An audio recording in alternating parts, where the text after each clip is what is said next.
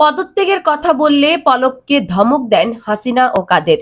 ছাত্র জনতার আন্দোলনের মুখে শেখ হাসিনা গত 5ই আগস্ট প্রধানমন্ত্রীর পদ থেকে পদত্যাগের পর দেশ ছেড়ে চলে যান। এরপর প্রায় 24 ঘন্টা জাতীয় সংসদ ভবন এলাকার একটি কক্ষে আত্মগোপনে ছিলেন সাবেক ডাক, টেলিযোগাযোগ ও তথ্য প্রযুক্তির প্রতিমন্ত্রী জুনায়েদ আহমেদ পলক। আওয়ামী লীগ সরকারের পতনের পর দিন মঙ্গলবার 6ই আগস্ট দুপুর পর্যন্ত পলক ওই এলাকাতেই ছিলেন। এরপর তিনি বিশেষ উপায় অবলম্বন করে বিদেশে পালিয়ে যাওয়ার জন্য বিমানবন্দরে যান, কিন্তু সেখান থেকে তাকে নিজেদের হেফাজতে নিয়ে যান সেনাবাহিনী। সংশ্লিষ্ট সূত্রে এ তথ্য জানা গেছে। নুরুজ্জামান লাবুর করা অনুসন্ধানে এ তথ্য উঠে এসেছে বাংলা ট্রিবিউনে। এ বিষয়ে বিস্তারিত থাকছে আমাদের আজকের এই ভিডিওতে। জুনায়েদ আহমেদ পলকের ঘনিষ্ঠ একটি সূত্র জানায়, সরকার পতনের আগের দিন স্ত্রী ও সন্তানকে বিদেশে পাঠিয়ে দেন তিনি। অবশ্য তার স্ত্রী একা যেতে চাননি, পলককে সঙ্গে নিয়ে যেতে চেয়েছিলেন তিনি, কিন্তু পালিয়ে গেলে শেখ হাসিনার সঙ্গে বেইমানি করা হবে বলে স্ত্রীকে বোঝান। পরে অবশ্য তার স্ত্রী আরিফা জেসমিন মানিকা ও তার 3 সন্তান সরকার পতনের একদিন আগেই দেশ ছাড়েন। পলক ঘনিষ্ঠ আরেকটি সূত্রের দাবি, গত 2রা আগস্ট নাটোরের নিজ এলাকায় জনগণের কাছে ক্ষমা চেয়ে একটি বক্তব্য দেন পলক। এরপরই তিনি সাবেক প্রধানমন্ত্রী শেখ হাসিনার কাছে পদত্যাগের আবেদন নিয়ে যান, কিন্তু সাবেক প্রধানমন্ত্রী তাকে ধমক দেন। মন্ত্রিসভা থেকে একজন পদত্যাগ করলে অন্যরাও পদত্যাগ করবে এবং দলীয় নেতাকর্মীদের মনোবল ভেঙে যাবে বলে পলককে বোঝান শেখ হাসিনা।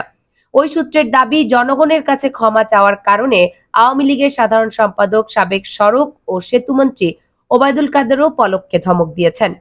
আর এসব কারণেই সরকার পতনের আগেই তিনি দেশ ছেড়ে যেতে পারেননি বলে জানায় ওই সূত্র। সংশ্লিষ্ট সূত্রে জানা যায়, সাবেক পররাষ্ট্রমন্ত্রী ডক্টর হাসান মাহমুদ দেশ ছেড়ে পালিয়ে যাওয়ার চেষ্টা করেছিলেন। পালানোতে ব্যর্থ হওয়ার পর বিমানবন্দর এলাকা থেকে তাকেও সেনাবাহিনীর হেফাজতে নেওয়া হয়। তবে সদ্য বিদায়ী সরকারের অন্তত অর্ধশত মন্ত্রী ও সংসদ সদস্য সুবিধাজনক সময়ে দেশ ছেড়ে গিয়েছেন। এখনো অনেকেই নিরাপদ জায়গায় আত্মগোপনে আছেন। সদ্য বিলুপ্ত হওয়া সংসদের স্পিকার শিরিন শারমিন চৌধুরী 5ই আগস্ট সংসদ এলাকায় অবস্থান করেন। পরে বিশেষ ব্যবস্থায় তিনি নিরাপদ জায়গায় চলে যান।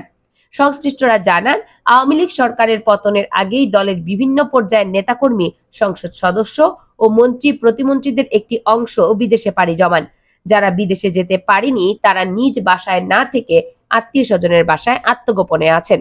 চট্টগ্রাম 11 আসনের 4 বারের সাবেক সংসদ সদস্য এম.এ. লতিফ নগরের পূর্ব মাদারবাড়ি এলাকা এক আত্মীয়র বাসায় আত্মগোপন করেছিলেন।